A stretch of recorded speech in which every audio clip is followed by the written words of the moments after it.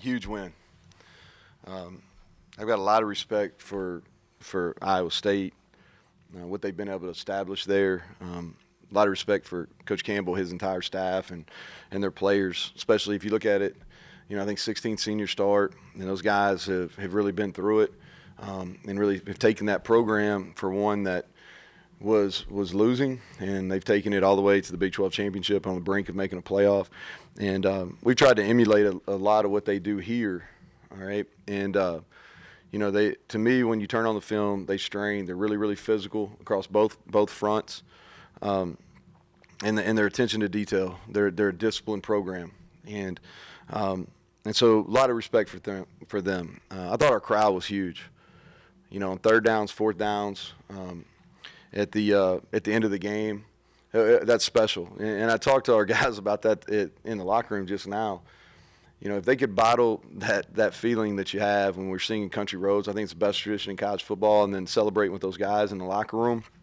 If they could bottle that up and sell it, it would go for, it'd be priceless. I mean, it really would. And all the work that goes into it, it makes it worth it. And I'm proud of our staff and our players just for how they responded. It's not only were we 2-4 and we fought our way back here to 4-4, but within the last two games, the two games that we've won, is you think about it, we didn't get lined up. They hit us on the big play. All of a sudden, down 7-0. Okay, we have the pass interference takes the explosive play off. We throw a pick six, but then we respond, and it just over. Like in the first half, they score. We would respond with scores, and if you can match score for score, that's so huge in the momentum of a football game. I think I'll talk about each phase just briefly here. I thought offensively, red zone 5 for 5 with 4 touchdowns. I think that we were more aggressive down there, and I think it paid off. You look at our third and fourth down conversions, is we go 9 of 15 and 1 of 1. And so you're talking about, 10 of 15 on potentially drive-ending drive or, plays that end drives. We go 10 of 15. And then we played 76 plays, and we had the ball for 35 minutes. And the thing that's huge about that is this year they were between 58 and 60 plays. That's what the opponent offenses were getting, was 58 to 60 plays. And we go out, we run 76 plays, hold the ball for 35 minutes. I thought Jared Dagey was huge. You're talking about a guy that's gotten beaten up here a little unjustly. I think sometimes quarterbacks get too much credit, too much blame. But that guy battled, man. He battled. He made the really bad decision on the pick six. We throw the ball 47 times. I think we probably called 50 pass plays against that defense that drops 8 a lot. And, I mean, what a performance. And I think we need to make sure we're talking about that, because that kid's a great kid, and he's been put through it a little bit, and I thought he was huge today. He answered the bell. Bryce Wheaton, man, what growth we've seen with him in 3 years. He has a drop that turns into an interception, and then he comes back and just makes huge plays, guys. I mean, huge plays. And so proud of him. Letty Brown, fishing. Our O-line's getting better. And then T.J. Banks not going to show up in the stat sheet a whole lot, but he played by far his best game with O'Loughlin being out, and we're going to continue to need that. Defensively, 2 for 12 on third down, Iowa State was. We got off the field. The fumble was big, and I'm sure it's going to get talked about a bunch, and the ball came out. And that's what I always talk to our guys about. When it came out, I don't know, okay? But the ball came out, and we've got some breaks that hadn't gone our way, and we got the ball out, and we were able to take advantage of that. And I thought that was a huge play in the game. And then we finished on defense. If you think about it, we've been in that scenario that we just went through, okay? Against Oklahoma, we had a chance to get off the field, and we didn't on defense. All right? We had a chance versus Texas Tech to get off the field, and we didn't, right? Well, today we had a chance to get off the field and finish the game, more importantly, finish the game, and we finished the game on defense. And so much credit needs to go to our older guys, because you look out there, and I thought Sean Mahone, Alonzo Dow bounced back from giving up a play early in the game, played big. Jackie Matthews battled. Josh Chandler was, I thought, all over the field today. Dante Steele was tired and was able to finish. I thought Taj Austin, I could keep going. Our older guys really stepped up on that last drive. But a big win, and I'll take questions. Go back to Deggy a little bit. I assume it's his best career performance, but accuracy level, was that also something that you haven't seen in a game from him? I just thought he played well. I really did, Greg. I thought he played extremely well, and he knew that he had to play well coming in the game. And sometimes that makes it even harder. They're really good on rush defense. I think their D-line is really physical. They use their hands.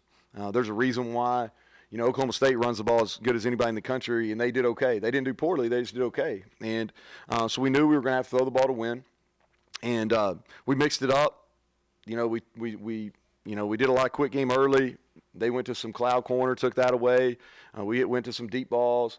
And, the thing about it is, like, he played like that in fall camp.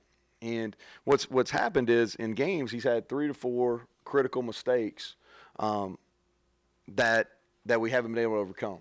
And today he had one. He really just had one mistake. We missed a couple throws. When you throw it 50 times, you're going to miss one high, miss one low. He maybe had a few of those, but he had one critical mistake. He didn't get his feet set, and they returned it. But outside of that, and his ability to respond that's huge too. But outside of that, I thought he played extremely well. And through all this, he's number 1 in the Big 12 in passing, right? Can you talk about the 2 passes after the pick six? The one to right on 3rd and 6 was right in the bucket, and then he comes back with the Ford Wheaton pass. I mean, those were right on the money. Yeah, and I think that's something that we've really tried to invest in just since the bye week is just the response. This difference between reacting and responding. Reacting are emotional. Responses are calculated, and so. I thought as a football team we've done a better job of responding. I thought he did a good job. And the only thing I told him is, hey man, you should have a lot of confidence. You've played extremely well. You played extremely well, all right. And so kudos to him. Hey, Neal, I was going to ask you how you attack them or how you would attack a defense like that. I don't know if it's any simple or a simple thing, but just attacking in general. It seems like you went at them, and when they did something, you went at that and just kind of did not relent. Is that important? Yeah, it is. In fairness, like we spent a lot of time on them. Okay, we changed our offseason program after they dominated us last year in that game in December. We had that 42-6 score up from the time we came back in late January and started our offseason program all the way through fall camp. We had that 42-6 score, and we talked about how we had to get bigger, stronger, and more physical. Because a year ago it was domination on the front. And so now this week we didn't talk about that game one time. Because really we told our guys, hey, we're going to have a new season that starts during our bye week, and we're not going to go rewind on a previous game. We're not going to flash forward. All we're going to do is we're going to stay in the moment and concentrate on being 1-0, which I know is cliche, but I think we got to do this with this group. And so, but we really concentrate on the offseason, and we spend a lot of time on offense and defense putting together a plan. And we tweaked them a little bit this week, and they're really difficult. If you look at them defensively, they've been doing what the scheme that they've been utilizing. They've done it now for 4 years, and I think if I can do a good job of explaining this, when you've been in a system, you got to have answers. Right, so when you're getting attacked, and Haycock's got answers within that system, and so what we try to do is try to anticipate the counters, and he got us some, he really did. He got us some, and we were able to hit some plays. And here's the thing: it comes down to guys making plays, and our guys made plays. We made throws. Lady broke tackles. Bryce Wheaton went up and made plays. You know what I mean? But this is one that we circled and we've really been preparing for. Were you just a mindset of once you see Bryce going up and making all those catches, just keep throwing it up to him and let him go get it, even if it's a double coverage like he was in the end zone on the one touchdown? Yeah, well, I think that he was really running away from him, so that's why Daggy threw it. They had 2 guys. One of them was coming we ran it off of play action, and they sucked up, and they were kind of running back. But he would just happen to be in the progression. But once he started making plays, then we wanted to feature him without a doubt. And it's harder. It's easier to attack them on the perimeter than it is in the middle.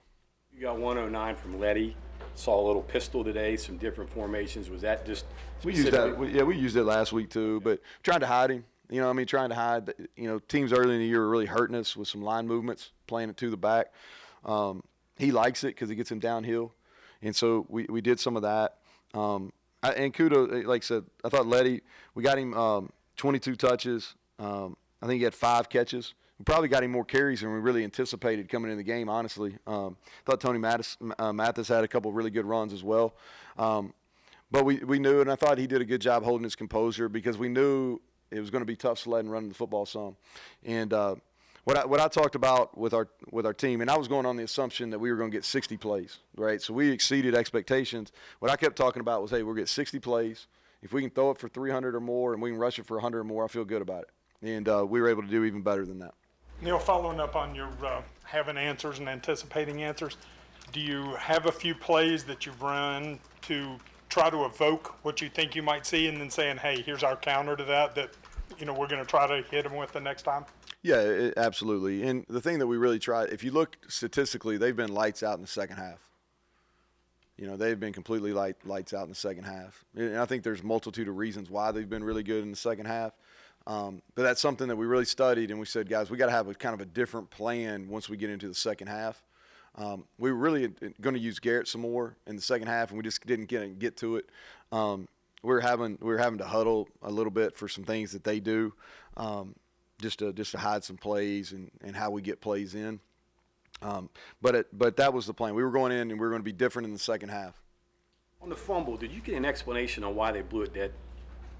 Nah, I didn't ask, to be honest with you. Like, Touchdown the other way. Yeah, I didn't get into it. I was trying to get our guys calmed down. When those things happen, when you don't know exactly, you got to make sure your defense is in a huddle and your offense is in a huddle, and then you try to get them out, because so I didn't ask for a whole lot of explanations. I wanted to know if we had the ball. I'm sure it went to the rock, and they were trying to make a call on it. Here's the thing. Like, I lost it on the PI call that they called him Bryce. But this game is so hard to officiate. You know what I mean? And you think about this. I don't know how many plays there is in this game. But there's a lot of plays. How many of them were bang, bang today? And I'm sure they weren't happy with some. We weren't happy with some. But at the end of the day, it's a really hard game to officiate. I think our league does as good a job as anybody in the country with it. In particular, you talked about the difference on the line of scrimmages last year against this team. No sacks with 50 pass goals. You go for over 100 yards, and your defensive line did a pretty good job too. I mean, just talk about the difference there and how big that was. I think it starts with our strength staff. I really do. We didn't play as well up front early in the year as we thought we would. It's been a process to change that offensive line room. And not that we haven't had some good players here, we have, but we just haven't had the depth and we've lacked strength at the point of attack. And a lot of that's because we're playing youth. And we're probably a year away from a depth standpoint getting to where we want to be. But we went from probably one of the first 2.5 years here, that was one of the weakest groups or one of the worst performing groups when it came to our off-season program in the winter and the summer. And that completely flipped. And the reason it flipped is because of guys like Zach Frazier. He's setting the standard. Doug Nestor came in. He was all in. You know what I mean? Like James Gamitter, the switch turned on how he prepared. And so that went where and it really starts with Zach Frazier. He completely flipped the mentality of that offensive line. And then what happens is the O-line and the D-line always work out together. You know what I mean? And it's really competitive in the offseason because they're always challenging each other, whether it's in mat drills, whether it's in the weight room. So they saw the O-line start picking up, then the D-line started picking up, right? And so it's really been a process of 3 years, okay? And we're not exactly where we want to be, but if you want to talk about why we played better, all right, why we played better, it starts with our strength staff. Mike Joseph and his entire – and like I said, you can ask the players. That 42-6 score was up from the time we came back in January till fall camp. And it was emphasized, like, for us to compete in this league against the elite teams, which they are, that we were going to have to be stronger and we were going to have to be more physical. And so Mike and his staff get a ton of credit for that. Speak of the job Milan did at right tackle. Looked like he ran to the right a little bit today. Yeah, he's coming along. Like he's talented, right? He's talented. That's the hardest position in football to play as a rookie in the NFL or as a true freshman in college football at this level. And the McDonald kid especially, he's one of the best pass rushers in our league. We tried to help him some, but he battled. You know, he really battled. He's getting better. I love the way he plays. He plays with a motor, you know, and that's every day. That's not on game day. That's every single day he practices with a really high motor. We saw the 2 long touchdown runs. Other than that, though, I think he averaged about 2 yards per carry on like 20 carries. I wish you could I don't think we can take them out, though. They still count, right? Safe to say you'll take that from the defense, though, aside from the other 2. Yeah, we wish we didn't have the 2 explosives either. You know, he's hit those every game. I think he leads college football in explosive runs over the last 2 years. He really kind of hides. He gets back there, and, you know, the first one we didn't line up right. I wouldn't have scored, but I got a good gain on that one, right? But the second one was special. It was a special run, you know. And Purdy was a magician too. I mean, we couldn't tackle him. You know, I don't know. I'm sure his yardage didn't show because we had some sacks, but he did a really good job. He uses that pump fake better than anybody. But if you take the explosive plays out, which you can't, but I thought we were really efficient stopping the run. When we got them off the field, it's because we were good on first down. You know what I mean? Because it got them into 3rd and long. And that was really our game plan going in. If we could be great on first down, we knew they were going to be able to convert some 3rd and shorts. But if we could be great on first down, get them in the 3rd and longs, then we felt good about it. All right, thank y'all.